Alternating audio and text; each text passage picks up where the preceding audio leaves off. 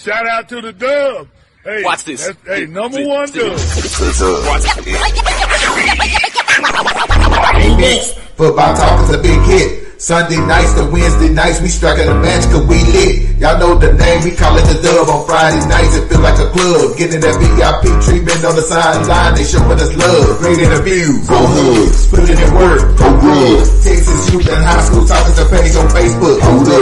Coach trying to stand on the scene, giving advice, he do what he mean. Jay Mack, he be on the scene, rocking the gear, it's so clean. We rise and go easy, off the easy, push easy. With Matt Stepp is our special guest, making picks and so easy. Trying to win, we so greedy. All our fans are so needy, cause they need to hear them talk about that club. We do it for the dub. We do it for the dub. We do it for the dub. We do it for the dub. That GF dub. We do it for the dub. We do it for the dub. We do it for the dub. That GF dub.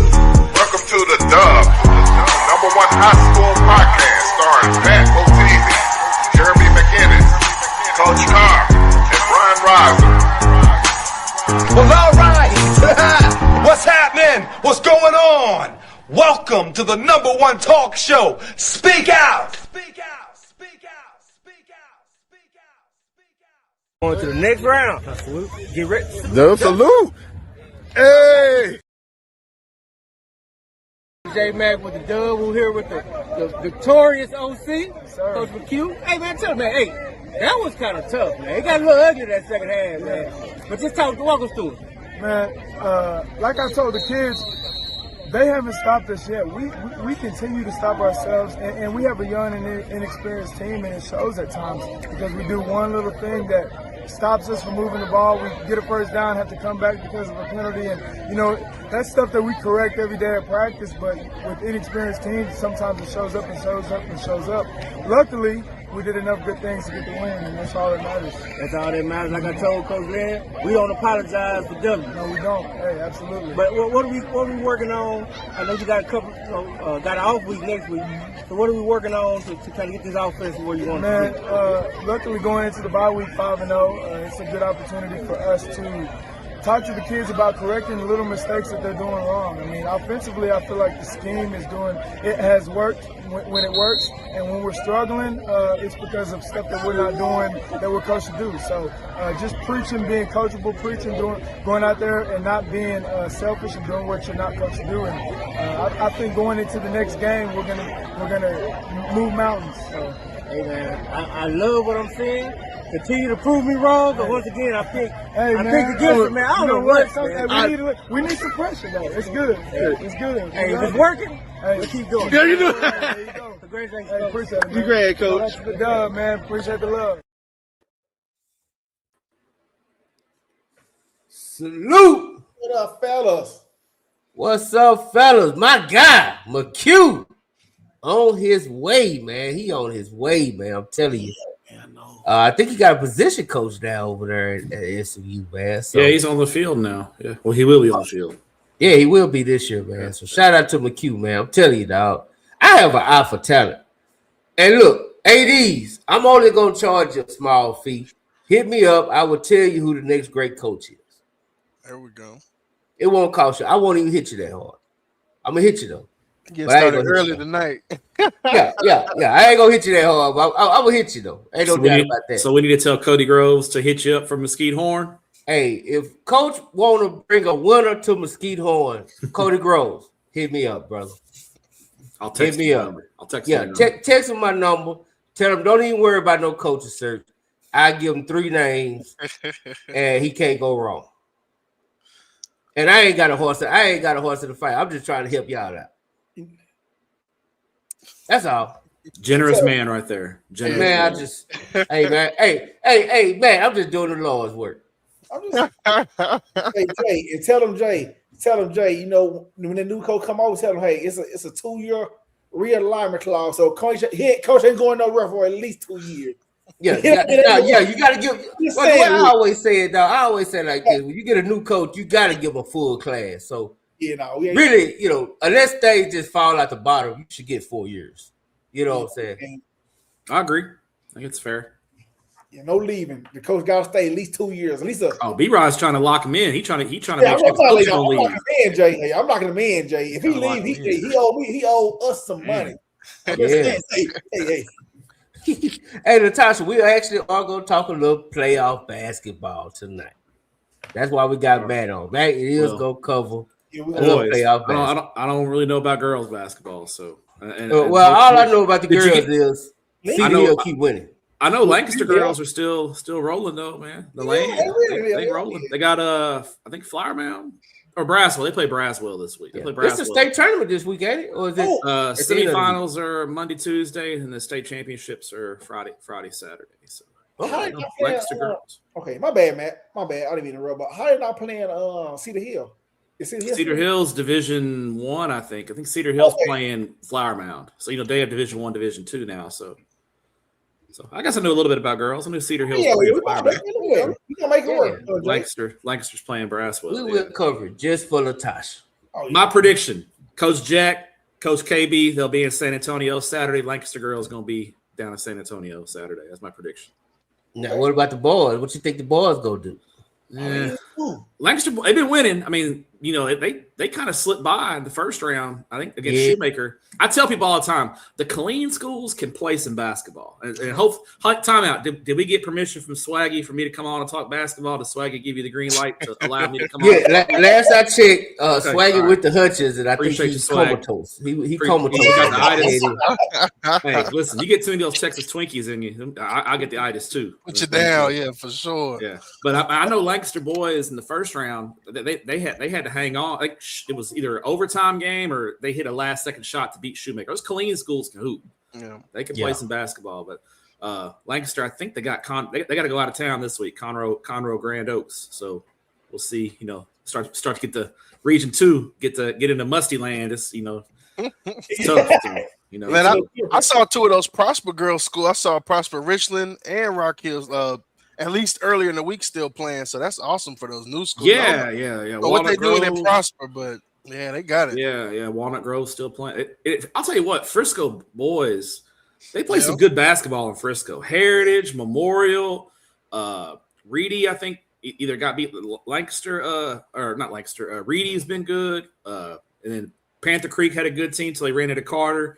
Like Frisco has some good basketball teams. They hoop. Man, Frisco Heritage is a problem. Yeah. They scored 101 on Melissa last week. Man, you put up 100 in high school basketball, 32 minutes. Cam Lomax and Bryson Howard, man, you got two guys like that. Damn, 8 minute quarter. They be balling, dog. They play Red Oak this week, right? Yeah, they play Red Oak Tuesday night. I think they're at Hebron. I got to pull it up. No, it's at R.L. Turner. It's at R.L. Turner. That's right. Yeah, it's R.L. Turner. Yeah, that's where I was Thursday night. So yeah.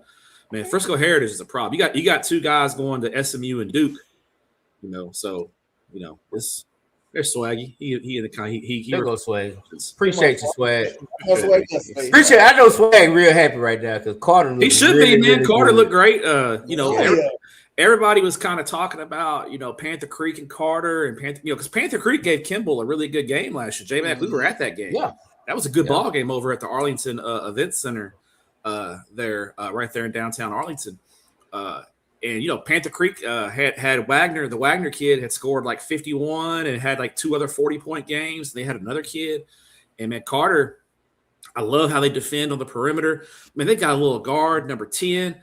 That dude, he is a player. I don't know. I didn't have a roster, so I didn't get his name. But man, he's not the smallest guy on the court, but he plays like he's 6'8". Man, he's everywhere. Carter's, they're. Haven't seen them. It's hard for me to imagine any teams in 4A Division II outside of Houston Yates or Lamarck. Lamarck is really good. Houston Yates and Lamarck are on a crash course to play in the semifinals on the other side of the bracket. I mean, I don't think Carter's going to get challenged until they go to San Antonio. I think they are going to win every game until San Antonio by 15 plus points. I don't see any 4A teams that have the firepower to hang with the Cowboys. And I love how they defend. Somebody was like, oh, well, pregame, one of the Frisco parents was like, oh, Wagner played against these guys in the AAU and he lit them up. And I'm like, yeah, but they don't defend in the AAU. I said, they're going to defend out here. They are going to get in. Like AAU is open run, basically. Nobody's really D'ing up like that. No. And high school basketball, they will D your Like, ass. especially up. the playoffs. Playoffs, Yeah. they get tight. Hey, Carter has a bunch of guys who will defend and don't have a problem defending and will get in. And by the second half, a lot of Wagner's shots were coming up short because he was just gassed because they were putting different guys on him and every one of them was just making life miserable. He had he scored his points, but he had to work his ass off and nobody else scored. And so you got to give a lot of credit to Carter. I think we're going to see them down in San Antonio. Yeah, I got my Carter blue on, the Oak Cliff shirt. Yeah.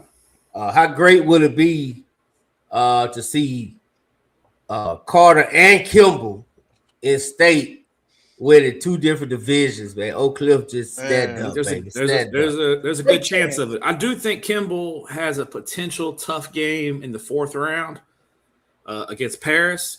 Paris always plays the Dallas teams tough. They always, I can remember Kimball and teams out of DISD going out to Commerce, the regional tournament, and Paris was always there. And Paris they would never win, but it was always a tough game. So I think if Kimball's going to get a tough game, it'll be, they should win this week. Tuesday night they should win, and then get Paris probably in the fourth round. That'll be a good game, but I still think Kimball's the favorite. Yeah, I do too, man.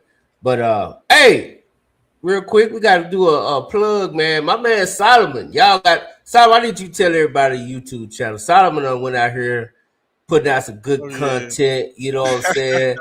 Tell everybody what you got, man. Tell everybody what you got. If you ain't seen it, just Solomon, just keep us up to speed. Oh, before real quick though, Solomon, real quick. If anybody listens to this on X, because X is giving me a problem, I need y'all to repost this live because I don't know why they hide my live on X. I thought me and what's his name over there, Elon. I thought me and Elon was cool. Elon I love you.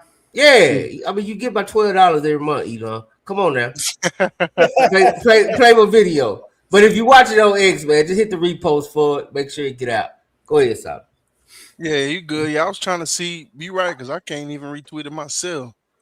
Yeah, it's crazy, dog. But yeah, man, between now and beginning about spring ball, about mid-April, every weekend gonna be having 2 episodes dropping this little 10-part series. I've been wanting to do it since last year. I finally did it this year. Just about, like I said, 10 schools, 11 episodes, just breaking down what I think made them great, what specifically they did great.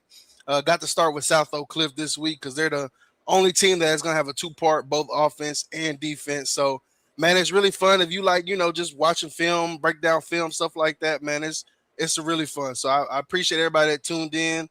I was a little surprised by, how many people watched it and stuff, but we're on the way up. But yeah, man, it's fun. Every weekend for about the next 5-6 weeks, they're going to be dropping them. Love to see it. Love it, man.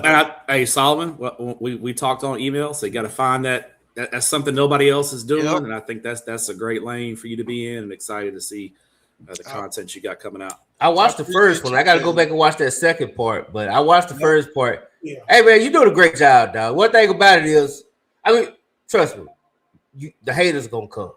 But that means you made it. If the haters come, that means you once you get the haters, man, you're on J-Mac level now. You made it. And then when you start getting blamed for random shit, you all the way there. I keep hanging out with you, J-Mac. I might start getting called out for some shit I ain't had nothing to do with. I just got to keep hanging around. What are you talking about, J-Mac? What are you talking about here? Well, that's going to come on B-Rod's hot takes. I let B-Rod give his hot takes. B-Rod's in the fire, yeah. Oh, yeah. B-Rod's ain't scared. He ain't never scared. I'm about to say something. He ain't never scared. That's a great segue because we're going to start it off, man, before we start hitting back up on some real live. And we're going to get back into the playoff talk. We got, we got some playoff talk and real alignment talk. So whatever you got questions about real alignment, we'll hit that up. We're going to hit some playoff talk. But first, we need some intro. There we go. I love it. There we go. That's what's up. My guy, B-Rise. Oh, yeah. What's on your mind? Hold on, man. We can give you a round of applause. Hey, listen, I better appreciate B-Rise because pretty soon I can't say too much, but hey, I'm going to disappear from social media. Anyway, but say, man, I just don't appreciate, man. Duncan had I guess a prospect or whatever from Arkansas come over, Matt, and he did like a YouTube interview. He got out, and for some reason, they blame my boy J Mac, and which he shouldn't have. He didn't have nothing to do with nothing. I mean, he didn't have, literally. He just reposted a video like we always do. But it's just my thing. You know what? Even though they know he didn't have nothing to do with it, it's just one of the things, Matt, that I'm just gonna come out and say, whether I don't know the move in, but damn, you need all that to beat North Shore?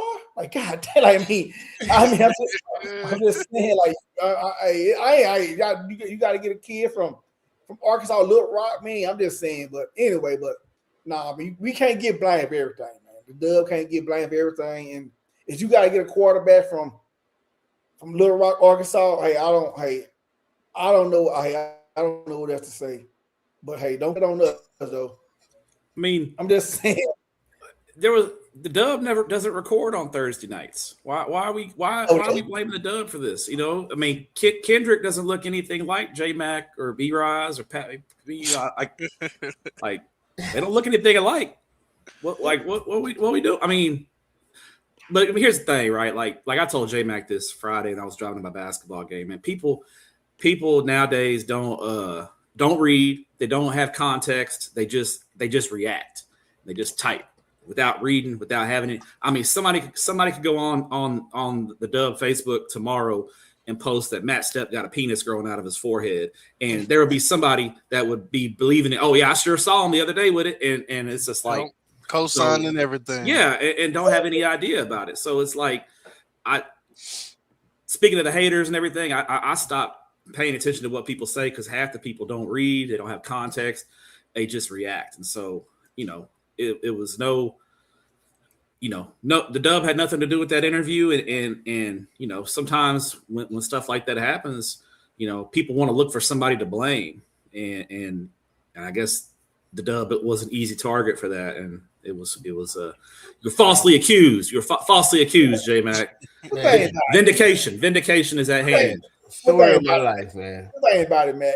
We can say 100 good things. We can say, hey, man, this coach this coach that. We make a critique. Damn, the 100 good things. We say, oh, what I do one do. Bad news makes headlines, man. Bad news make headlines. I tell people all the time, and when I make my picks on the internet and I post my articles, nobody tells me that all the times I get the predictions right. The 80% that I get right, or hey, I pick this team to be 7th place and they finish 7th place. They don't tell me I'm right. But if I pick a team 7th place and they finish 2nd, they damn sure are going to tell me about that. So it's like bad news makes headlines, I guess. They drive me though. They make me want to do it even more. That's what they don't understand. Like you just make me want to make you even more matter. What I'm saying? I'm keep picking against you. I'm petty now. I'll start chirping back though. I'll start keeping receipts. And all the North Shore people last year when I picked Sock to beat them, man, they couldn't believe how dumb I was. Remember what they said, J Mac? Dave Campbell's lost all credibility with that pick. I screenshotted it and replied back to him and stuff. I get petty with it too. I'll keep receipts. I wonder what they said this year. Yeah, I kept a lot of receipts this year. So it's just they remember the times you missed, but they don't remember all the times you're right. So, but I mean to J Mac's point and B Rise to your point, I don't. When you get accused of something that you didn't do, obviously it doesn't feel good, and especially when it's a local thing and it has a negative impact, because it did have a negative impact on that student athlete. And regardless, the rules are the rules, and it just is what it is. But y'all didn't have anything to do with it, and hopefully the folks that the problem is none of the people who said that y'all did that or y'all were at fault. I bet the apologies are a few of, hey, man, I got that wrong. My bad. I messed that up. My fault, J Mac. I don't think you've gotten too many never get that message. Yeah, never get that message. Yeah. That's what I'm saying. That's with Jay. But, man, we'll never get it. Like I said, but I guarantee you, we pick them to win state. Oh, they win. Hey, we pick them to lose a district game. We go out. That's why they gonna be tight. They're fun then, man. That's why it also mean I know it's media, but it made me just just kind of really just diss myself for some of them coaches, man, because I'm not sensitive like that. Jay, man, not a coach is not sensitive, but I just see coaches and play, they're just real sensitive. I tend to just, just kind of just want to just distance myself from you. You know what I'm saying? Well, no, I'm lying. I may want to piss off even more. Yeah, I'm gonna say go. Yeah. Because you gonna keep talking to me, right? The dub is innocent. The dub is innocent. Yeah, We are innocent. Now, speaking of something, we might not be innocent, Matt. Did you see our last couple of interviews that we did the last couple of Sunday nights with Jack and Coach Paul? Yeah. And what was your thoughts on those? I thought both of them were great interviews. I mean, Coach Jack and I like the way he operates, and I've always liked how Coach Jack moved. I think he's going to do a great job at Lancaster. I think it was insightful. I think Coach Paul was really, I think he was pretty honest and brutally honest and looked at things. He gave his perspective, and you have to respect that. I think there's two sides to every story, and I'm sure the other side from Coach Paul's perspective has a different view on things, and generally when you hear stuff like that, my point of view is usually the truth is probably somewhere in the middle. Now, maybe it's 50-50, maybe it's 60-40 one way or the other, you know what I'm saying? But Coach Paul gave his perspective from how he feels. And I thought, he did a good job, and he just talked about how he felt. He could have probably – he was very professional, and I think he measured his words carefully because, if you put some truth serum in him, he probably had a lot more to say. But he kept it professional, kept it above board, and obviously he doesn't agree with what happened at the end of his time at Lancaster, and I think he has every right to feel that way from his perspective. So I thought they were both great interviews. Y'all did a great job. Y'all asked tough questions. Coach Jack's interview I think was a little more by the books. It was more general standard operating procedure of a new coach interview. I think Coach Paul's interview was really insightful because there's obviously history there. And he talked about his history and how, from his perspective and how he felt. So I thought y'all asked a lot of great questions, and I thought Coach Paul was very upfront and as upfront and honest as he probably could be in a professional setting. You know what I mean? Yeah, I agree. I thought he's entitled to get his truth out. And like Pat said, anybody want to rebuttal? If KB want to rebuttal, he's welcome to come. Sure. Yeah. And if he chooses not to, take the platform, I mean, that's his prerogative. And I understand and respect why he wouldn't, just because in his position, he probably can't. And, you start getting to HR type stuff and things like that. It's probably best that you don't speak about it anyway. So it is what it is. And Coach Paul's got a new job. And I think everybody should, at this point, I think Coach Paul's hopefully at this point now fully moved on from his time at Lancaster and focused on, all the new things he's got going on at Warmer Hudgens, and Lancaster's obviously 100% behind Coach Jack and ready to get going in 2026. Man, I was looking at Coach Jack had like a meet and greet with the parents or whatnot. Man, it was packed out there, man. Like a lot of people went out there to have questions and yeah, it was good. It was a good deal. So Jack doing his thing, man. Y'all get ready. Lancaster's gonna be on top. Or headed to the top, and I think Hutch is going to surprise some folks. I agree. I think Coach Paul is going to do a great job at Hutch. I think that district in 4A. I got a bone to pick with you, J Mac, about the 4A district in DISD. Though I talked to Coach Todd about it. me and Coach Todd are on the same page here.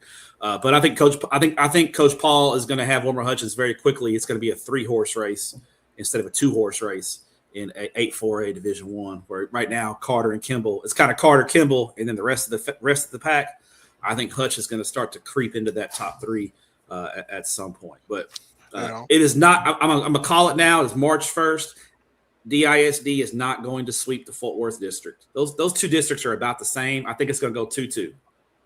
2-2. Yeah. No, I can't go 2-2. It's either 3-1 or 4-0. Okay, Easter Hills beat Kennedale in the first round of the playoffs last year. Easter Hills and Kennedale are going to beat the 3rd and 4th place teams from that DISD district. Those districts are basically the same. Like there's not that much difference between Fort Worth ISD and Dallas ISD once you get past South Oak Cliff. Fort Worth ISD's had some good football teams. Arlington Heights has had some good teams in 5A. Easter Hills last year got to the 2nd round. Remember Benbrook 2 years ago went to the 3rd round. Yeah, they did. Come on. I think it's going to be 2-2. I think it's going to be 2-2. I don't see the third and That's fourth your place Fort Worth team. bias, Matt. That's your Fort Worth bias, Matt. I was about to say, I know you repping Fort Worth, but both of y'all, man, ain't nobody watching that but y'all, man. We got Tyler ain't even watching it. I don't even know what he's talking about. Coach We gonna Todd. watch, bro. We gonna watch, bro. Coach Todd is as Dallas as it gets. He is the most Dallas cat that I know. He said 2-2. Yeah, he gonna watch. No, not when it comes to football. Well, Todd said 2-2 as well. Not when it comes to football. Todd be a little, he's a Todd little said biased. He a little biased. He ain't. If it ain't sock, you're sorry.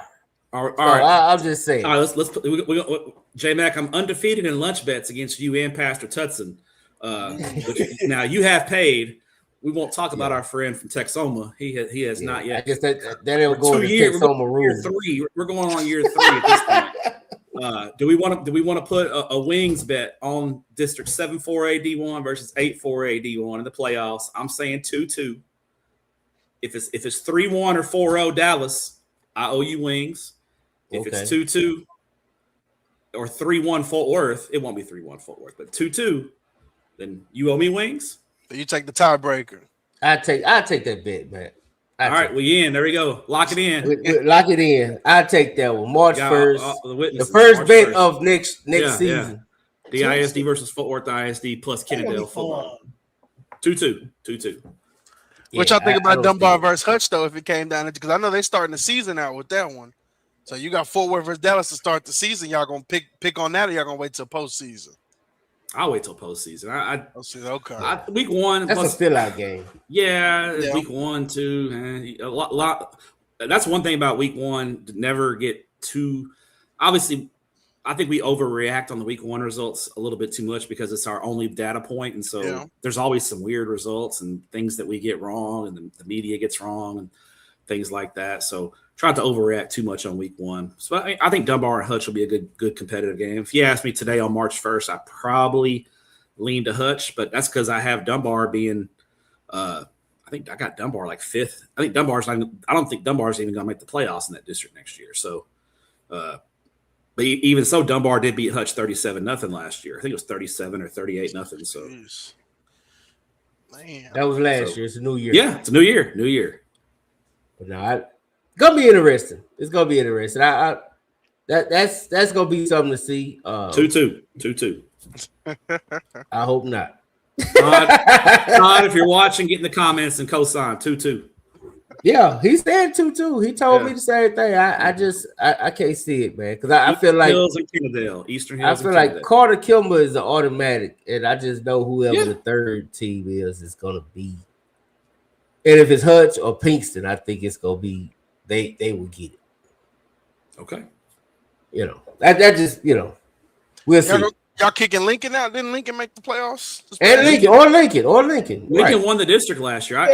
We talked about it being a 2-horse district, and really Lincoln won the district in a 3-way tie. Yeah. So and then the Lincoln coach in the press box telling me they were going to handle Paris, and I was like, bro, calm down on that. Calm down. Yeah. Come on, dip on your chip, coach. Yeah. There you go, man. You got to be like Eddie Murphy, man, and come to America. You're very happy to be here. Yeah. Oh man, that's it. But other than that, man, give us your thoughts on real live, and then just I know you did an article. If y'all ain't subscribed to Dave Campbell, man, go over there. It don't even cost that much. Go on over there, subscribe. Hey, be putting it out. I wrote my first capsule today, and it was a Dallas capsule. Wrote my first magazine capsule for them. So, hey, part of your subscription, you get the magazine in the summer, and we mail it to you. J-Mac, you get it before everybody else, right on your doorstep, right? Love it. Yeah, and you get to watch games on Texan Live. We got Duncanville boys on Texan Live this week. We got North Crowley boys on Texan Live, Saxe boys, Mesquite Horn boys basketball Tuesday night on Texan Live. If you're a Carter fan, Monday night you can go on Texan Live and watch Houston Yates play Monday night on Texan Live. So come on, all the good stuff. So I think in 6A, the biggest takeaway obviously was Crowley and North Crowley going into Region 2 and being, I wrote about it. I didn't think it made geographic sense to me. It seems like you jumped Crowley and North Crowley past Arlington to go into 11-6A, and the Arlington schools are going past Crowley and North Crowley the other direction to go out west and play with the Lido and them. So, and the UIL kind of said some things about trying to keep districts at 8 teams. And I think there was a pretty easy way in the Metroplex to rearrange the districts and make it 8 teams without having Crowley and North Crowley going over to 11-6A. Now, the big thing that to me I'm looking for is if North Crowley, because of Duncanville and Waxahachie being bigger than North Crowley, there's a good chance they're going to be Division II this year. So it actually could be a good thing for them come playoff time because they'll go to the Division II bracket. I mean, we could see North Crowley, kind of replace DeSoto as the team of record there in 6A D2 Region 2. So to me, in 6A, that was the biggest thing that caught my eye. The rest of there's some other things you can nitpick, but that was the biggest thing to me. Was the Arlington thing, was that had anything to do with Weatherford, like them trying to find someone for Weatherford and Granbury? Kinda, but like all you had to do is take Crowley and North Crowley, put them with Aledo, Weatherford, and Granbury, and then just do some shifting with Trinity and Bell and Haltom, and then put Arlington. I had Arlington with Irving, like 5+3, Arlington and Irving together, and then I had Aledo, Weatherford, Granbury, North Crowley, Bell, Trinity, and Haltom in that district, and then I took the Grand Prairie schools and put them with Duncanville and Duncanville. To me, it made more sense to do it that way. So I don't know. I don't know what the UIL's logic was.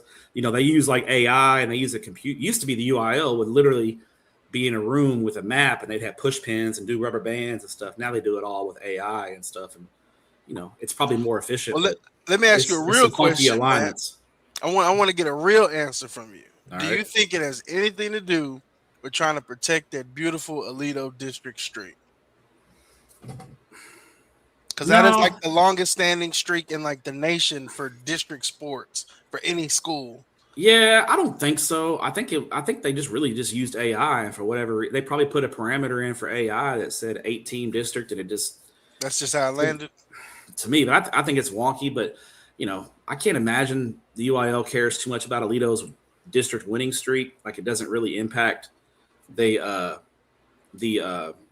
UIL in any way. It doesn't really affect the playoffs by any means. So I don't think so. I mean, but I don't put anything past anybody either. I mean, if you were to tell me if it was to come out like in some expose or something that they were, I'd be like, oh, that's crazy. But I just personally don't believe it. I just think the AI and the way they do it, that's just the way the chips fell. I wish they would have a little more. I don't know how much human double checking of the realignments they do now. I don't know if it's all AI and they just publish it, or if someone's actually going through and like double checking things, because there's always a couple of funky things. And you had what happened in 4A with the uplift schools.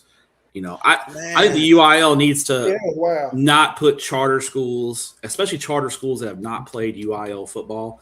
They should not put them in a 5-team district, because now what happened was they bailed out. I seriously do think that Frisco Panther Creek beating Uplift Hampton by 101 points in the first round of the playoffs might have been the last straw, and Uplift said, we are out of here. We are not playing any UIL sports anymore, because all their basketball teams got beat by like 60, 70 points in the first round. It was really a joke. And so I don't think Hampton Prep probably would have been very competitive in UIL football anyway. So it's the only charter schools that are really competitive right now in UIL football is there's one out in West Texas that's decent, and then there's Life Oak Cliff, and even Life Oak Cliff, they're competitive, but they haven't made the playoffs. They can't get in the playoffs. Yeah, they can't get the players there and getting plucked into the. It's just tough. It's tough for charter schools in football. Basketball is a little different because you can get 2 or 3 guys and have do some things. Obviously Faith Family and what they did when they were in the UIL. So yeah, that was my biggest beef in 6A.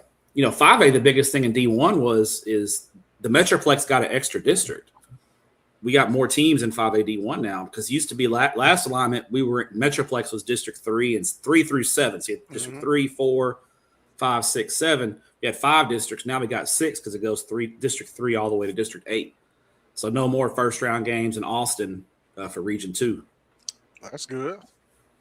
Save that chunk. So who got added in then? Was it? Well, District 8 is a new district, because if you think about it, DeSoto, Cedar Hill, Lancaster, all dropping down from 6A. But there were other schools that dropped down from 6A, so you had more schools, and so you just had to make an extra district to account for the new schools. That makes sense. In 5AD1.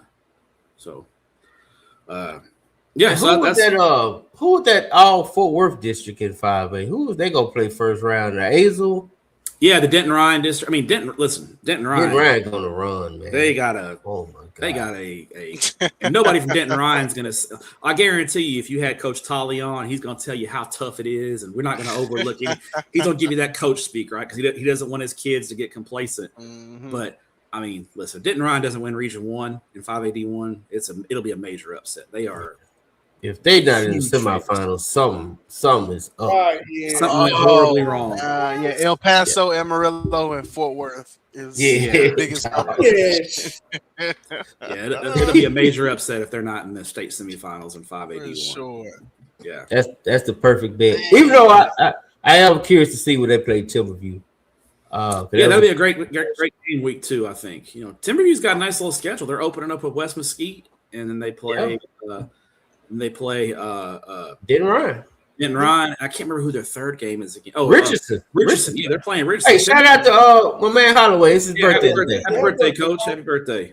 So yeah, it's a good schedule for Chakotay, and I like that first game against West Mesquite. It's Jay Will, Coach Jay Will over there, Dallas Carter legend, Coach Jay Will. Yeah.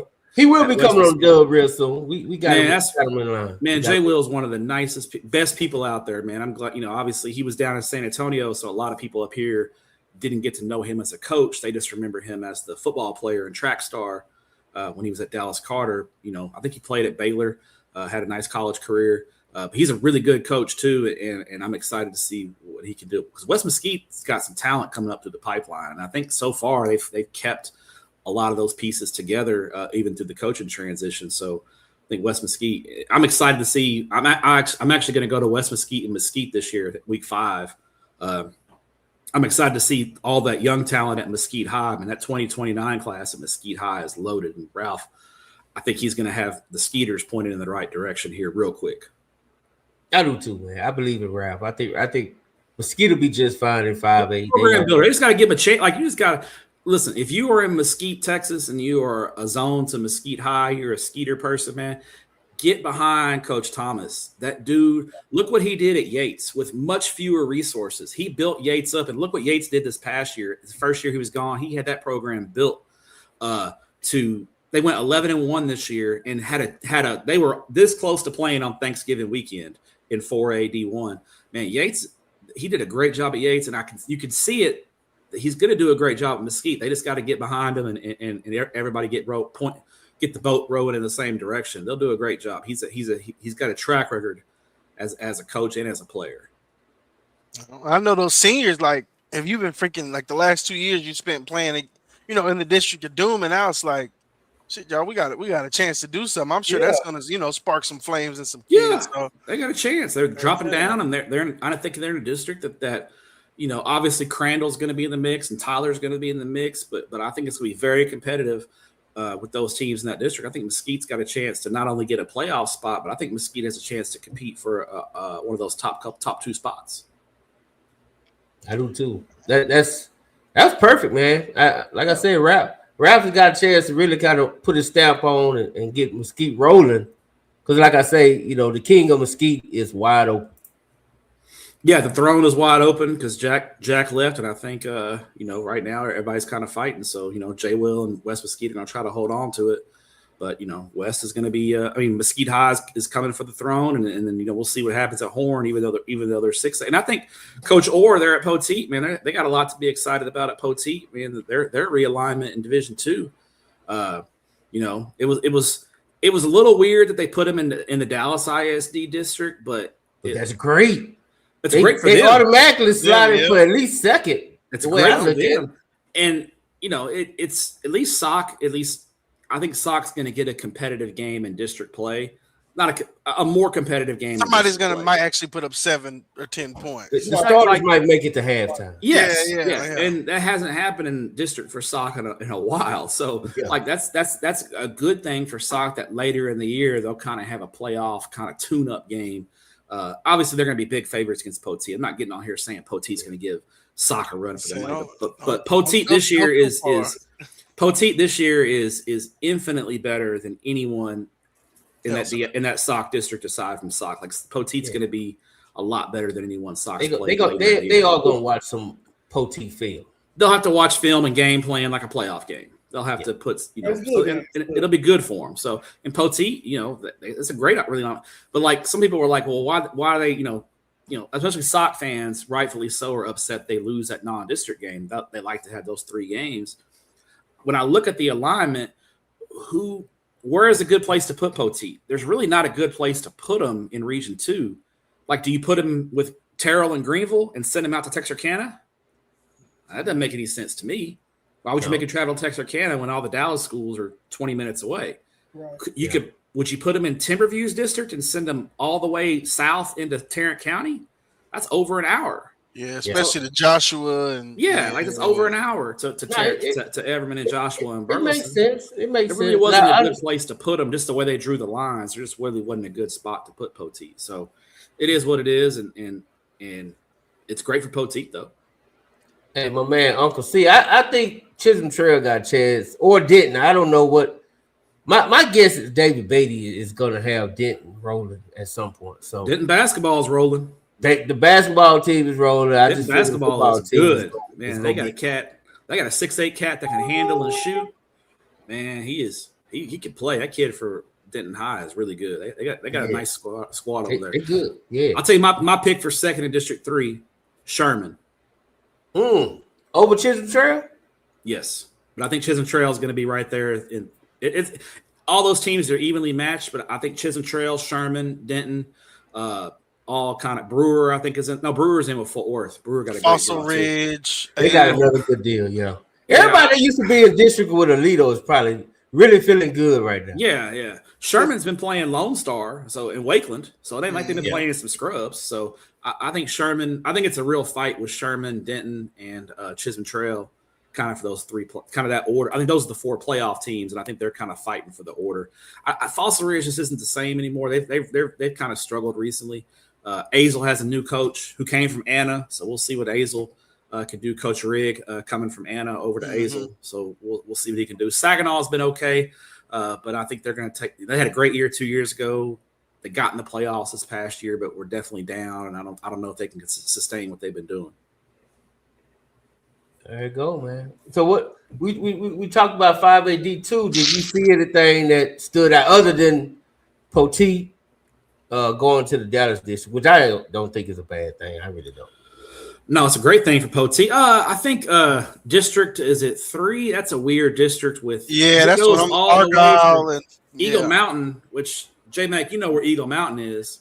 I'm out there every day. They're going all the way to Nevada. And I don't know if anybody knows where Nevada is. Nevada is out by like Wiley. That's like a long trip but I think that was one of those districts where they kind of put the Frisco schools and Anna and Salina and Denison together kind of right there on 75. But then they took kind of what was left and kind of squeezed that into District 3.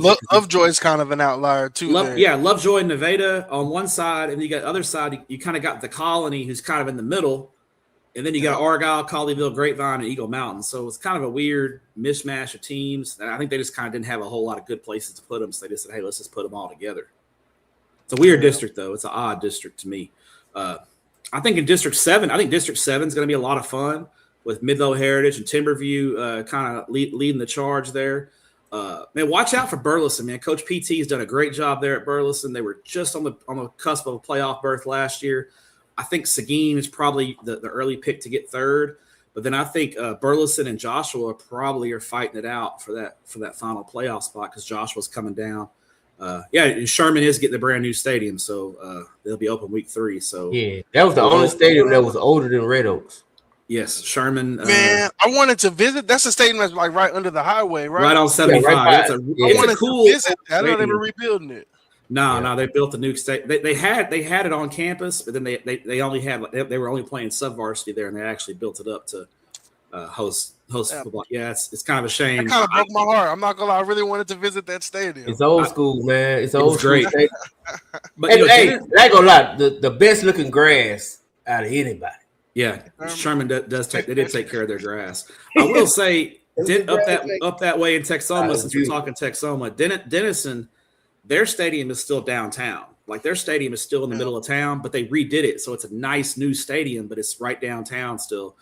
If you're a high school football fan, go to a Sherman Denison game once. It's a must-see event, man. It's a cool rivalry, and all the TV stations show up, and it's pretty crazy. Cleveland Stadium. We gotta go to that. I know me and Jesse been talking about that for years. Sherman Denison's great. Before we do the dub and before the internet really came, me and Jesse used to go everywhere to games, and that's the one game we always talked about. We never made it to yet. Sherman Denison. I think it's week one. I think it's week one again this year, and it's packed house, full atmosphere is great. So Cleveland Stadium is old. It is old. If you're DeSoto, Lancaster, Cedar Hill fan, when you go to Cleveland, you go Bring your parking. own Bring your own cushion. Go to the bathroom before you get there, because the bathrooms probably ain't.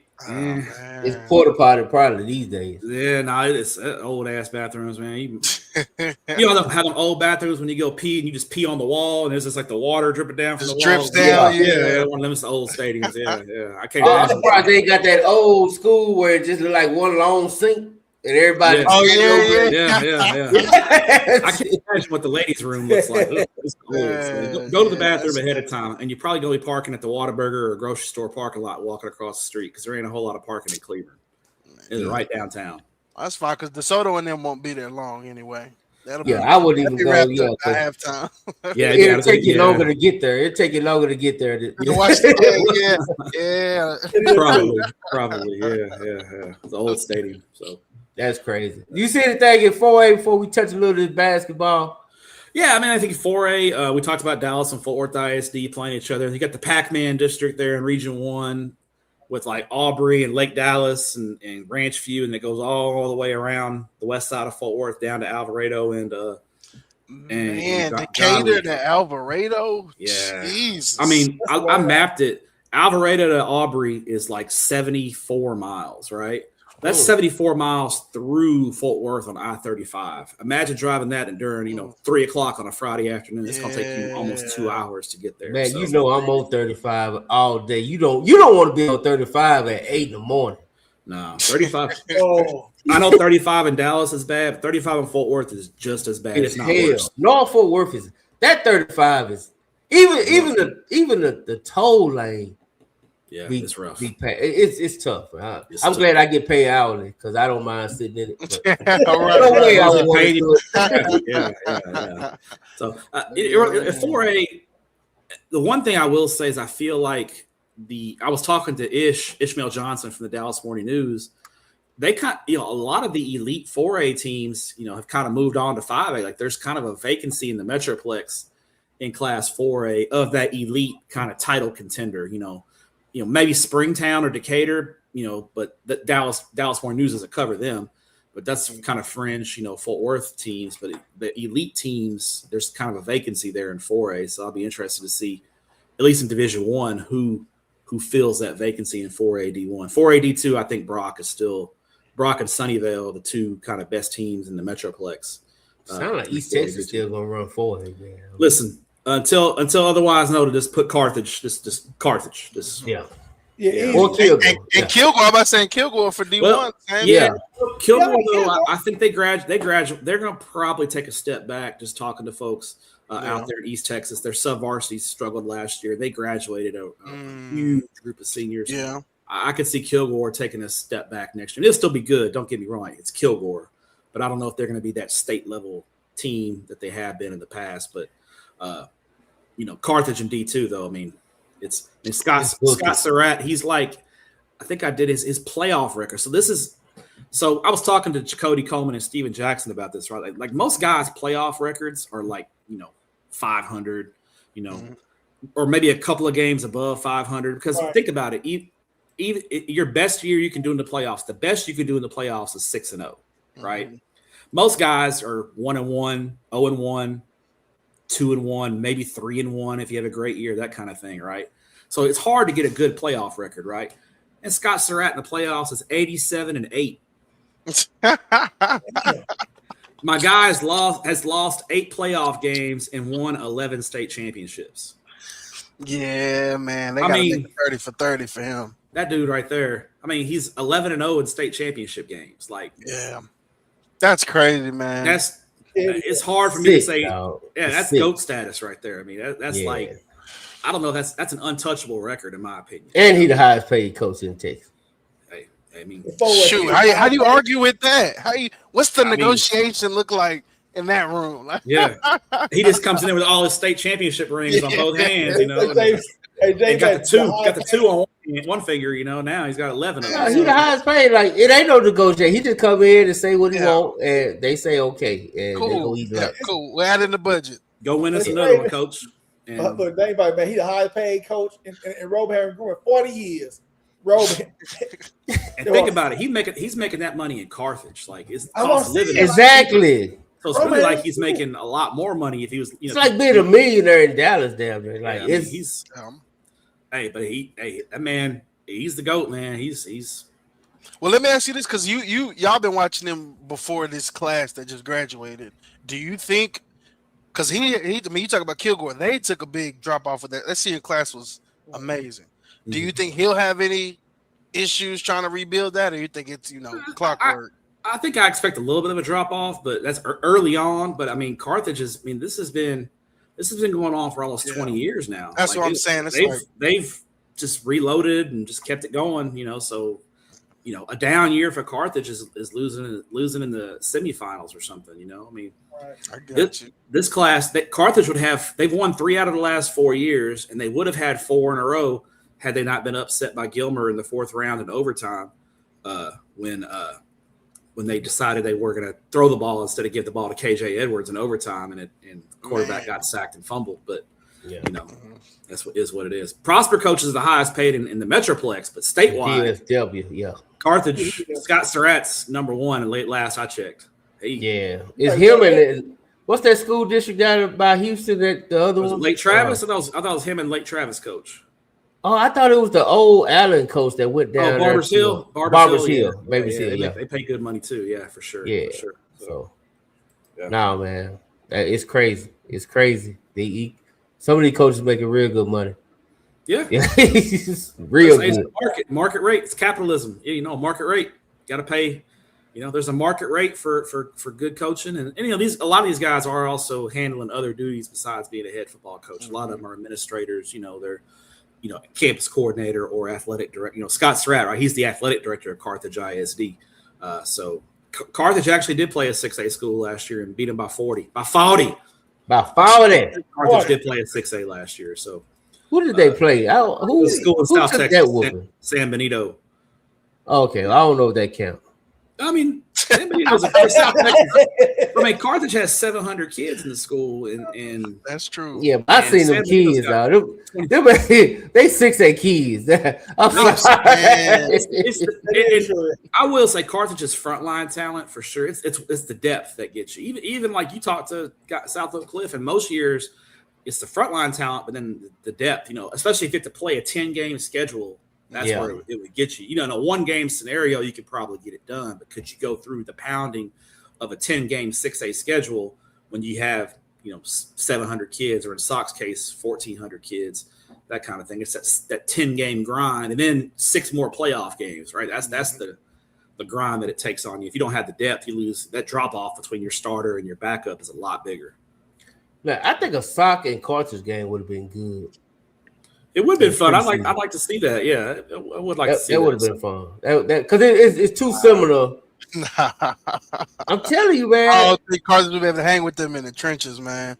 Have you seen Carthage trenches? Yeah, but that's the thing. Carthage, man, I don't want to say one-dimensional, but it's like they haven't had to go to plan B from the games I've seen. It's soccer. Not last year. Plan C. Yeah. You know what I'm saying? So that's why it would have been fun. Yeah, I would take Sock last year in that game, but I think there's been years where Carthage and Sock would be a really good game. Coach Todd's got East Texas ties, and so I think it'd be a fun. And I know I've heard Coach Surratt talk about Coach Todd, and I think there's a lot of mutual respect between those coaches. It'd be a fun game to see. But I think last year Sock would have handled them comfortably. But I am with you. It would be like a fun, like, week 0, week 1 kind of matchup just to see where everybody's at. That'd be some fun football. I won't lie. Come tell you. That'd be some I fun. promise you. It'll be more D1 players on that field than it would be at a normal 6A game.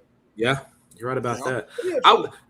Solomon, go back and watch the Carthage Pleasant Grove game last year. Carthage kind of had to go to plan B in that one a little bit. That was on if Victory Plus still has that might be a good one for you to go watch to see Carthage. I was rooting for Pleasant Grove last year. Get pushed a little bit, I got Carthage Pleasant. I watched the Kilgore game. I will say that Kilgore pushed him a little bit. Yeah, Kilgore did have a chance. Yeah. Yeah, Kilgore pushed him. I don't know. Carthage and Brock are talking about playing week 4 this year, so we may see Carthage in the Metroplex before playoffs. So that has not been agreed upon, but that has not been agreed upon. But I know Coach Surratt and Coach Mathis have been talking about possibly playing week 4. But my question is, with all these big, huge Metroplex week 1 and week 2 games, why is nobody putting like a classic together, like a Tom Landry classic? We get a doubleheader, Cowboy Stadium or something. Like, when are we gonna bring that back? I think it's money. Like, schools don't want to lose a home game. Like, and the sponsorship money is just not there. Like you're gonna have to offset. Like, we've actually talked to Dave Campbell's about possibly putting the class together. But my question is always, how are we going to compensate the schools for the loss of the home signing game? Up for it? I see what you're saying. Like you got to ask these schools for 2 years to each school is going to have to compensate both schools for losing the home game, and you got to get some big sponsorship money to do that. And unless you get that big sponsorship money, it's hard. The schools, if they agreed to it, would take a loss financially because they're losing the gate revenue. The band is losing that concession stand revenue. All that stuff that goes into it. Plus, you just lose a game at home. So a lot of guys don't really like doing that. They used to be pretty popular, 10, 15, 20 years ago, but they've kind of drawn out. I think it's because schools just don't want to lose that home game. I got you. I could say I wouldn't even say 20 years. Yeah, shit, I am getting old. Yeah, when we were growing up, man, every year that first, we had old Cowboy Stadium. Mm-hmm. Then when the new one opened up, man, every year you got Martin DeSoto, you know what I'm saying? Like those kind of games. He used to have like a Labor Day Classic where like the out-of-state teams would come. I remember watching Trinity beat the hell out of some Arkansas team that was supposed to be good. And DeSoto beat. Doing it at the start though? What they doing a double? They kind of do Jerry Jones Classic, but it's usually just one game. And I think last year I can't remember who it was. I know North Crowley and Lancaster was the 2 years ago. The first game. Yeah. I was in the game, yeah. See, the Cowboys, I think they kind of, broke off North Crowley and Lancaster and took care of them. It would take somebody like that who has that kind of money to offset the schools for losing that home game. I got you. I didn't think about that. Money makes the world work, and I didn't even put that into the equation. Like they don't have the money. You know what I'm saying? But public schools, money's tight right now, man. Public schools, I'm just saying the Cowboys got the money. Oh yeah, they got the money. If it's a good game with two good fan bases, they could. It wouldn't surprise me if in August or July we heard about them moving a game to the Star that first Saturday and having a game. Especially a doubleheader, man. If you get a good doubleheader, you could make your money. Man, I love a good, me. I love it. I want to see more than one game on Saturdays, so I'd love a good doubleheader, and I don't have to travel. It'd be great. Yeah. So, go on, Jerry. We know you got to pay Pickens, but you still got some money there. He's got plenty of it. Got plenty. Hey, this time we'll keep Pat away from you. Yeah, security. I was there before I really knew who y'all were. I was at that game, dog, and I saw 4 black dudes trying to take this picture with Jerry. I was like, man, he looked uncomfortable as hell. I remember that shit too. I don't know who these dudes are, but Jerry looked uncomfortable, dog. Jerry was scared as hell, man. Pat ran up on him with a damn camera, and I was like, "Oh, hell, we should get kicked out." Yeah, you got kicked out or handled by a security team. They did. Yeah, take him down. Boy, right there, boy. Oh, they weren't far away. I know. No, they was right there. They was right there. Hands on the hips, ready. Yeah. Hey, what was so funny is Jerry stopped Pat. He stopped me. Like, hey, what you doing? Is that on? Yeah. He talking about his phone. He was like, is that on? He was like, no, it's not on yet. I just wanted to get a pic or something. He said, he said who he was, and then Jerry kind of okay. He kind of gave the okay. Then y'all hurry up. You know. I got places to be. I got stuff to do. So yeah, I ain't gonna lie. I was nervous. I was nervous too. Yeah. I remember one time I was on the elevator and Stephen Jones was on the elevator, and I've been around a lot of people, and I was like, oh, Stephen Jones. I was like, I'm all standing up tall and straight, making sure I'm on my best behavior. So he knew who I was, which was crazy. But he said, "Hey, Matt," and I was like, "Oh, how you doing, Mr. Jones?" So, that's dope, Stephen. Oh yeah, he know you.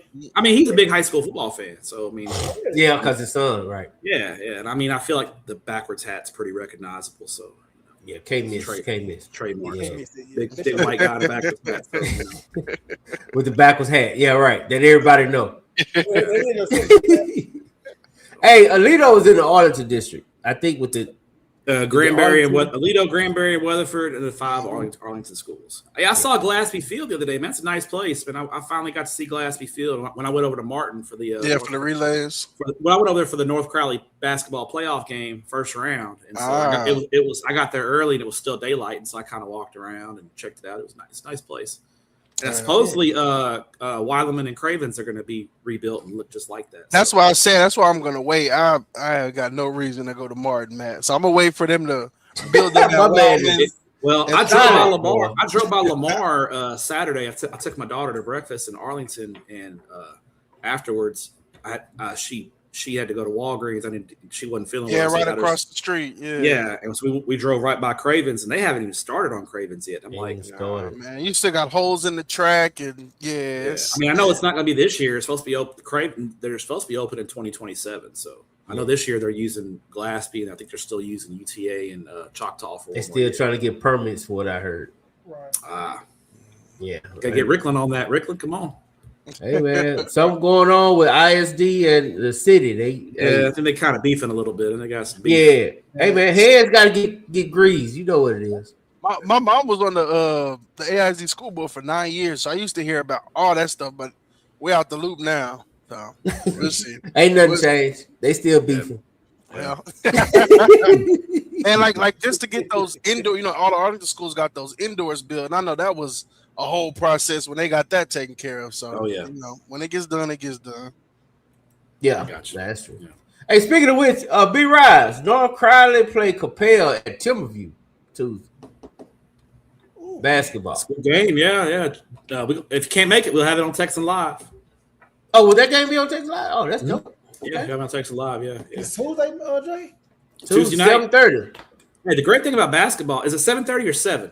It's 7:30. I talked to Coleman. I just looked it up too. So okay, I think Jacody's going to be working that game. Jacody will be working that game. That's why I said if I can make it, I'll make it up there just to hang with my dog. And the great thing about basketball, man, let me know, Jay. You going? I'm wrong. Matt, you going, Matt? No, I'm going to Ellis Davis on Tuesday night. I'm going to be over at Ellis Davis for Grand Prairie and Crowley. I mean, Grand Prairie's got a squad, man. They got a freshman, a big 6'9" freshman that's tight, that's really tight player, and they got the McLeod kid is a really good player. Man, Grand Prairie's got. I tell you, Grand Prairie. My pick is Grand Prairie and Little Elm going to be playing in the regional final in 6A D2 Region 1. I think in Region 1 and D1, I think you got to go with North Crowley. I think they're the favorites. But we could get North Crowley Allen. We had it in football. We had it in basketball last year too. So I'm about to say basketball too last year. Yeah, and Allen beat them last year. It was a great game at Capel.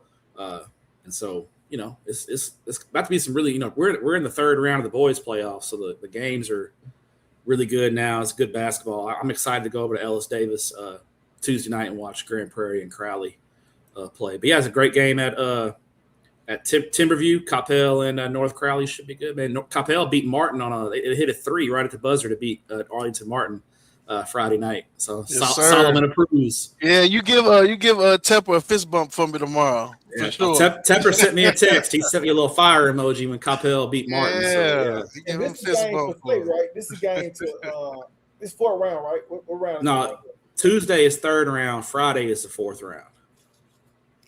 Sure. And then next Tuesday is next Tuesday is the semifinals, and then Friday, Saturday is San Antonio. Oh, they changed it because the divisions they don't. Yeah, they don't have state tournament anymore. Man, so everybody just go to San Antonio for the state game now. Yeah. This. Oh, Jay, we gotta go, Jay. We gotta Crazy, man. Oh yeah. We gotta go. That's what I said, man. We gotta if look at Carter- the city and we can shoot on down there. Well, here's the thing.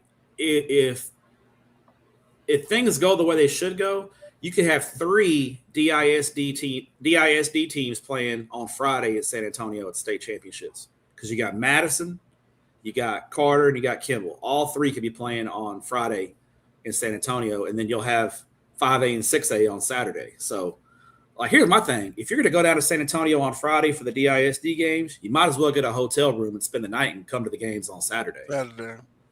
Right. If you're already down there, get a room. And ain't no rush to get back. Well, if you down there all day Friday, you probably going to rest anyway. Rest and then come back Saturday for the 5A and 6A games, man. It's a lot. I mean, I hadn't been to the basketball state tournament in the first time I went in San Antonio was 2 years ago. I've been the last 2 years, and it's a lot of fun, man. It's good basketball. It's a lot of fun.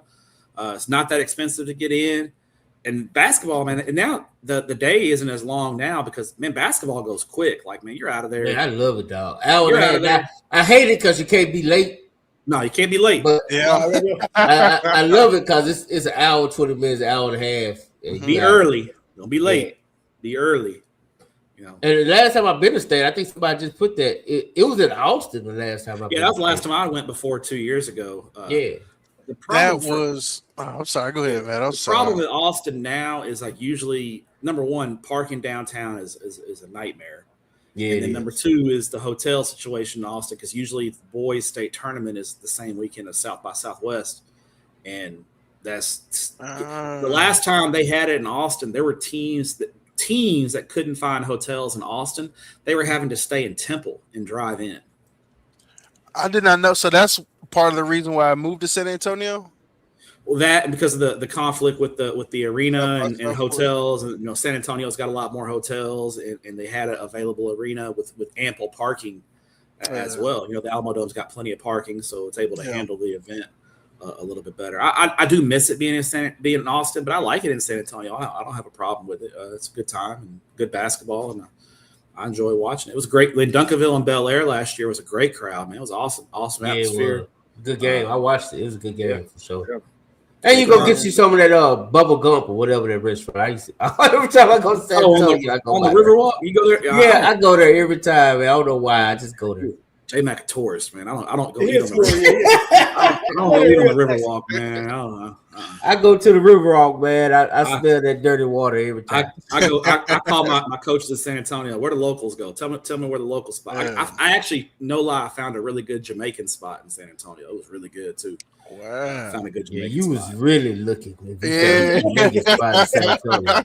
Hey, you were doing soul searching looking. Hey, you got you got a lot of you got all that military people in San Antonio. So you got people from all over, man. San Antonio's got a whole huge military population. So you can find. I've been to a Puerto Rican restaurant, found some good Jamaican food down there. Obviously, there's good Mexican food, but yes, you can find some good stuff down there.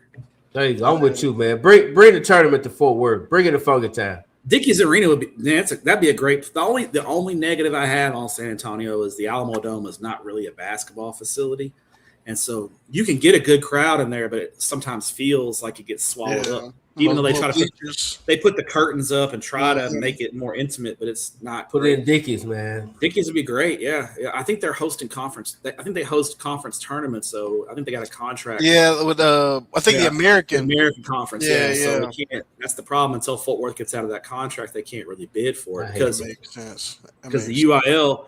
Oh, the soul food place. That's where the Black Coaches Association had their had their block party one year. It was at Tony G's in San Antonio by the Alamo Dome. Tony G's is good too. So, but yeah, the UIL is not going to do. You have to have that arena available for both weekends because they're not going to treat the girls different than the boys. So you got to have the same place. Just for it would be a bad look if they had the girls in one spot and the boys in another. Yeah, especially if the girls' spot was considered substandard to the boys. You'd have all kinds of Title IX issues and stuff. So. You got to have so it's hard for these arenas to you can't have it at the American Airlines Center because the Mavericks and the Stars are not going to give up 2 weekends in a row. Mm-hmm. The Spurs aren't going to give up their arena for 2 weekends in a row because they already give it up for like 2 weeks for the rodeo. So they're not going to give it up. So you have a lot. You have to find an arena that's got both weekends available. Dickies could be a great because they don't really have a permanent tenant, but right now with that contract with the American Athletic Conference, there's really no other place to do it but the Alamo Dome. The money probably the same because ain't American Athletic, ain't nobody coming there. So yeah, because there's really not better just getting Texas. I think there's really not any good Texas teams in the American Athletic. So maybe when the contract ends, they'll talk to the UIL. I'd love to see it at Dickies Arena because I'm a Fort Worth guy. I want people to come to Fort Worth and experience all the great things that our city has to offer. Like I said, I told downtown Fort Worth, the stockyards. I am a fan of Fort Worth. Yeah, I told you I had friends from Dallas in college. Man, they thought the first time they went to Fort Worth, they were shocked that we had tall buildings like skyscrapers. They were like, I thought Fort Worth was like Garland. I was like, no, man, we got. not Garland. We're a city. Like Fort Worth's a real city. We just little brother to Dallas. But I'm an 817 guy. I love Fort Worth. Yeah. And North Fort Worth is growing. Shit, you better go out there to North Fort Worth. It's a whole lot of nice places out there, man. Yeah. I mean, I want people to come experience. I think Fort Worth's a great city. I think Dallas is a great city. I think Fort Worth's a great city. I want you to come experience Fort Worth. Spend the night. Support the local economy. Spend the night in Arlington for safety, and then drive to Dallas or Fort Worth during the day. You can drive to either Dallas or Fort Worth. 10, 15 minutes either direction. Come. Hey man, Arlington get enough, man. That Fort Worth. I stayed in Arlington for state though. I got a hotel in Arlington for state though. It was nice. So Did you stay by the Live and all that? I stayed at the Rambler Inn over there by Hurtado's. Man, okay, that place is cool. That was a cool spot. Yeah. So if you take your daughter to a place called Cidercade, man, it's the coolest thing out here. I love taking my daughter there. Just a little side note. One place in downtown Arlington is called Cidercade. Okay, all right, we have to do that. Yeah, poor Lamont got PTSD for San Antonio. I know. Lamont. Yeah, man, he's still holding on. He got broken into. Yeah, he didn't get broken into. It got gone. He got his stars. He got his car stolen. Oh, damn! Wow. Yeah. Was it from the Alamo Dome or was it from his hotel? From the hotel. It was from his hotel. We stayed at the motels. Lamont. You can't expect them. If you paying hourly, it's probably gonna get what you expect. Come on now, gotta upgrade a little bit, man. You get what you pay for. Get you a Marriott Rewards account, Lamont. Get you. He said you gotta stop staying at the motel. What the motel got? Four channels, CBS, four channels, softcore, some porno. Well, you don't even pull the blanket back. You just sleep on top. Don't put no black light on. Can't go on that one. Lamont got to step his game up a little bit. I felt bad for him when I heard about that. I did feel bad. At first, I thought he was playing, but he was serious. I can't imagine how big of a pain in the ass it is. Out of you still gotta go see your son play. You still gotta go you still gotta go watch your son play. That's tough, man. I understand Lamont's got beef with San Antonio. Hey, coaching school is not in San Antonio this year, so we going to Musty for coaching school this year. J Mac, how you feel about that? That ain't bad, man. At least you'll eat good. Oh yeah, we do eat good in coaching school in Houston. So I talked to Coach Todd about that today. We're asking where the celebration was going to be for the state championship. So hopefully we get Willow. I didn't see Willow at coaching school last year. Hopefully he shows up this year. Willow probably think he's too good to go to coach school. Nah, I bet he comes this year. Willow too good for coach school. They got to pay him to come to coach school. Yeah. Unless he can merch out. They let him sell some merch here. So he going to pay. He pay to have a booth at coaching school. Vendor fee. You got to pay that vendor fee. So yeah, we got to pay it for our Dave Campbell stuff. We got to pay. Man, don't look for Willow. Now he'll probably show up this year with his ring. He definitely gonna show up. He should. They usually do something for the football state champs that coach the school too. So got to wear that third. Get Todd's gonna have his third ring on. So yeah. So Willow gonna be down there telling everybody else how terrible they are. Oh yeah, well you're a champ, you can do that. Yeah, hey, you can't argue with the champ. Flex a little bit. So yeah, I'll tell you what, Lancaster and 5AD2. I'm trying to think who like from the Metroplex is really good. Make some noise in 5AD2. I think we might see, in 5AD1, I like Frisco Heritage, but in 5AD2, I could see Frisco Memorial getting it done. Man, they got a really good team too. Man, Frisco schools are hooping. Mansfield Summit's defending state champs. They're going to be right in the mix too, though. Mansfield Summit doesn't play a real flashy style of ball. They just play. They just win. They're just grimy and find ways to win. Yeah, they do. And the girls, you say the semifinals is Tuesday? Yeah, I know. In 6A, I know it's Cedar Hill, Flower Mound, and then Braswell and Lancaster. I think Denton Ryan is in 5A playing maybe Walnut Grove or something, and then I think Prosper Richland is in there still, and then I think Lincoln, obviously on the girls' side in 4A, is probably. Let's go Lincoln, man. I'm rooting for Lincoln. Yeah, I expect Lincoln to. They play Brock, I think, this week. I expect Lincoln to handle business. Yeah. Them Brock girls, ooh-wee. Yeah, those girls are different, man. That looks like a 6A team playing for. They're really good, man. They're really Lincoln and Carter, Lincoln girls and Carter boys. They're really look like 6A teams playing 4A. Like you look at them, they're just really impressive. So I saw Lincoln playing somebody. I was watching the highlights for the girls. They went like 19-0. Like in the first 4 minutes of the game, it was 19-0. I was like, man, them girls could have stayed at school, dog. Their best player just came back for the playoffs, so it's like they working her back in too. Man, that's some dominance, dog. I love to see it. I love to see that. That's some. I would say them Brock girls, they don't get off that bus too. Yeah. Well, the one thing that if I was playing Lincoln, I'd probably it would be terrible to watch. I'd be playing the hell out of some stall ball. I'd be trying to hold the ball, get the score down. Four corners, every position. No shot clock, right? There's no shot clock. Yeah, there's no shot clock in high school basketball in Texas. Oh, that's terrible. Y'all see that clip where the 4 girls huddle around the one girl with the basketball and she just dribbles and just run the clock out? Yeah. We're gonna finish this thing 4-0. Yeah, that'll make them get a shot clock.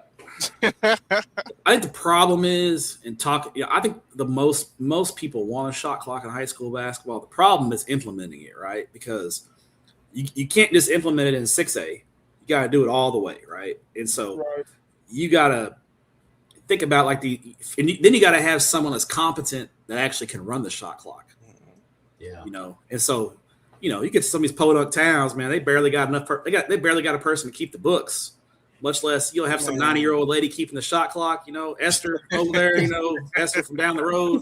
Class of 1955. Man, they can find somebody for the booster club or somewhere. Right. That's the implementation of it. And then the schools got to pay for it. We're in a money, public schools are in a money crunch right now, so you have to pay it, install it, and do all that. So I think eventually it will happen. I just don't know if it'll happen. Yeah, that's probably going to happen next year. So I'd love to see it. I hate it. I hate stall ball, but at the same time, if I was a coach and I felt like that was my only way to win, I have an obligation to my team to do it that way. I think that gives my team the best chance to win. I don't give a damn what the people in the stands think. My obligation is to my team, and if that's the way we can win, it's like people complain about the slot T offense, right? Well. It's a gimmick offense. It's a slot T. Why do you run that? Well, if it gives my team the best chance to win, I don't care what you got. My job is to win football games. And if I think that's the best way to win a football game, that's what I'm going to do. I think that's how Fulshear took Atascocita to the wire like 2 years ago running that. Yeah, they ran like a funky I forgot what Caduti calls it. He's at Klein now. They run the Klein coach. They kind of call it a gun T offense or whatever or fly T or something. I forgot what he calls it, but he's got a name for it. But they're a little more wide open at Klein because he's got a little bit different personnel. So they actually throw the ball a little bit at Klein. That makes sense. I know he had that big Polynesian kid at Fulshear with all that hair coming out the helmet. Oh yeah, that fullback man. He was a problem. Yeah, that's my kind of. It was very funky to watch. I think funky is a good word for it, but you got a kid like that, it makes it fun to watch. All right, yeah. You gotta do what you gotta do to win, man. Yeah, for sure. Don't apologize for wins, right, J Mac? No, we don't. We do not apologize for wins. It is what it is. We won. So if you don't go out to a basketball game Tuesday night, which I hope to see J Mac. I hope J Mac and B Roz go out to Timberview Tuesday night and watch. That's the plan. I'm gonna try to make it. 7:30 tip off is not too far away. 7:30 ain't bad. 7:30. If I can, 7:30 ain't bad. Usually I can make 7:30, but you just never know these days. Just call Coleman. He get you in the side door and get in. Hey, Coleman already said he got us if we get there. We just got to get there. Okay. Solomon. Now Solomon, I haven't met you in person. I was in Arlington with J Mac and you were MIA. We talked about you. I was disappointed. We were at the I-20 coaches clinic. Solomon, we were in his hood, and he was nowhere to be found. We were at the high. Yeah, man, it's God is funny, man. As soon as things get running, I get a work schedule that I'm working nights, and I work Thursday, Friday, and Saturday through 1 a.m. So I'm working on that, but you know how it is, man. We're gonna get you on first shift, man. We gotta get you on that first shift. Yeah, we working on it. But it all play out. But I told J Matt that was awesome going to support Coach Lynn and Coach Chris. Coach Chris is him and his family, man. They royalty over here on this side. Yeah, so I thought that was awesome. They're full of royalty too, man. That's Coach Chris. Being that family, obviously. I'm an Everman guy, and Everman and OD Wyatt are right next to each other. So known those folks for a long time. Some of the best people in the world. So we tell a lot of stories about kind of the old days. So it's good. It was good to support his clinic and get out there. And hey, I'll be at Arlington during 7-on-7. I always go out there during 7-on-7. They have the SQT over there, Arlington High. So we always. I might go just to come meet you. I say I'm not doing no 7-on-7 this year, but I'm trying to make SQT. I'm trying to make lineman challenges the thing to be this year. So Arlington has a great lineman challenge too. Sometimes they'll do it at the same time. They'll do the lineman challenge and the 7-on-7 at the same time at Arlington High. Yeah, I do 7-on-7, but I don't do cheeseburger 7-on-7. I do. It got to be the real deal. Yeah. I can't do the cheeseburger 7-on-7. Yeah, that club 7-on-7 is a little too much for me. Yeah. A little too much. I know. I told you know why I call it the cheeseburger circuit, right? So my boy, my homeboy from 24/7 Sports, the great Gabe Brooks, who does a lot of recruiting analysis, Carthage guy, by the way. He's from Carthage. He doesn't really like he has to cover Club 7-on-7 because he covers recruiting, and you have to go out there. But he was telling me about he goes to a tournament out in Las Vegas, and he's got sensory overload because he's trying to focus on the game and like the 7-on-7 and watch the kids. And like he's like in one corner, there's some kid, he's sitting on a throne and he's got a crown on and he's committing live. There's girls on the track twerking. There's a rap concert going on the other side. He's like, some dude, he's got a bag of McDonald's cheeseburgers and he's just throwing them into the stands. Throwing cheeseburgers into the stands. So we started calling it the cheeseburger circuit. So it's fitting. It's fitting. I ain't gonna lie. Yeah, I mean, it is what it is. Like those guys do their 7-on-7. That's great. But like for me and what I cover, nobody cares about J-Max 7-on-7 team versus Solomon 7-on-7 team or whatever 7-on-7 team, club 7-on-7 teams are. Nobody cares. Nobody has a frame of reference for what that means. Nobody knows. But when I go to SQT and I'm covering South Oak Cliff playing Capel, people know who they are and care about who they are, and it drives traffic and it drives content for us. So I'll go out there and cover that. And it really, for me, it's also a way to I try to work smarter, not harder. And if I can get 16 schools in one place, 16 coaches in one place, I could talk to. I have 3 hours of access to those guys and just talk. And this is right before, this is in June, so the season is coming up. So I could really find out how things are going, who's looking good, what are some concerns, and have something to put behind it because now they've been through spring ball, they're in off season, whatever the case may be. So it's just like I can get a lot accomplished. Yeah, I'm watching the 7-on-7. I'm keeping track of the scores, but I'm also doing stuff off the field, talking to coaches and just gathering intel. So it helps me do my job better. And then the other thing is just building relationships. Like I meet a lot of coaches at 7-on-7. That's really how I started to kind of network and build relationships with guys was just through 7-on-7 and talking. Because it's, being in the media, it's really a relationship-based business. And it's okay to build relationships with kids, but here's the thing, right? Kids are going to be gone in 2-3 years, a group of kids. Coaches are a lot more. They stick around a lot longer. They have a lot more. They don't have makes sense. Their eligibility doesn't expire until they decide to retire. So it's a lot better to build for me and what I do to build relationships with the coaches, and so I do that through 7-on-7. And most importantly, Matt, it's usually done by 1 o'clock. Yeah. Usually it's wrapped up by lunchtime. You can go grab some lunch and get out of there before it gets too hot. So that's what I like about it. But hey man, we my sinuses, my allergies have told me time is it's Benadryl time, fellas. Let's lay it down. Be right, what you got on the way out, man? We out. Oh man, Jay, let's try to make that game Tuesday, bro. That's all I gotta say. Hey man, y'all pray for good traffic. Pray, just help me out. Pray for good traffic. Tuesday, man. Coming from North Fort Worth is tough trying to get to especially if I'm way out like Hazlitt. Yeah, and you going out to you going out to South Arlington. That's a 360 is a mug, man. It's tough, man. I'm telling you. Yeah. It's tough. I'm just 8 minutes from there, so you know. Good. Back rows, yeah. But you can post game at drafts. You can post game at drafts. Post game at drafts, yeah.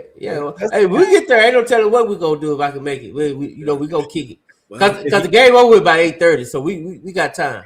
Yeah. You be at 7:30 tip. You be out of there by 9. Yeah. Oh yeah. So we good. So, hey, if anybody is in Dallas Tuesday night, I'll be at Ellis Davis Fieldhouse. If you don't know where Ellis Davis Fieldhouse is, it's the gym connected to Kincaid Stadium. Grand Prairie versus Crowley, 7:00 tip off. I'll be there. Usually basketball, I'm kind of working, but I'm just, not working quite as much. I'm not in the press box like I am in football. So if you see me, holler at me, talk some ball with you. Should be a good game Tuesday night, Grand Prairie and Crowley. And if you can't make it out and you want to watch it, it's on Texan Live too. Yes, sir. Hey, Solomon, one more time before you get out here, give us your YouTube and tell us what we need to be watching right there. Yeah, man. So you can find it on my X or Twitter page. I got the post up there with the link. My YouTube channel, I believe it's the same thing. I changed it to this at Solomon Mays DFW. So you can type that in as well. Type in what made them great. That should pop up. And then, of course, man, I want to say thank you. I know I tell you all the time, J Mac, thank you again, man, just for having me on. Like, this has been awesome and all the people supporting. And then same thing to you, Matt. Like you said it earlier, I kind of wanted to beat you to the punch, but yeah, at a very vital time when I was trying to figure out the next, step of evolution, Matt gave me some really great advice, and I've been, pushing with that. So appreciate everybody on this panel, man. Y'all don't know how much I appreciate what y'all have done for me over this last year. So respect. Hey, man. Appreciate it. Keep grinding, man. We appreciate you. Somebody helped us out when we were young, so we had to, got to pay it forward. So got to pay it forward. When you get old like me and J Mac, make sure the next young cat you help him out too. Absolutely. Him or her. Don't do like some of the others. Don't hate on them, man. Just help them out. Help them out. Anyway, all right, fellas. Appreciate y'all. Shout out to the Dub. Hey, watch this. Hey, number one Dub. Football talk is a big hit. Sunday nights to Wednesday nights, we striking a match cause we lit. Y'all know the name, we call it the Dub. On Friday nights, it feel like a club. Getting that VIP treatment on the sideline, they showing us love. Great interviews, go hugs, put it in work, go good. Texas youth and high school talking to page on Facebook, hold up. Coach trying to stand on the scene, giving advice, he do what he mean. Jay Mac, he be on the scene, rocking the gear, it's so clean. Lead rise and go easy, off the easy, push easy. With my steppers, our special kids, making plays so easy. Trying to win, we so greedy. All my fans are so needy, cause they need to hear them talk about that club. We do it for the dub. We do it for the dub. We do it for the dub. We do it for the dub. That GF dub. We do it for the dub. We do it for the dub. We do it for the dub. That GF dub. Welcome to the Dub, number one high school podcast starring Matt Stepp, Jeremy McInnes, Coach Carr, and Brian Riser. Well, all right. What's happening? What's going on? Welcome to the number one talk show. Speak out. Speak out. Speak out. Speak out. Speak out. Speak out. Going to the next round. Get ready. The salute. Hey.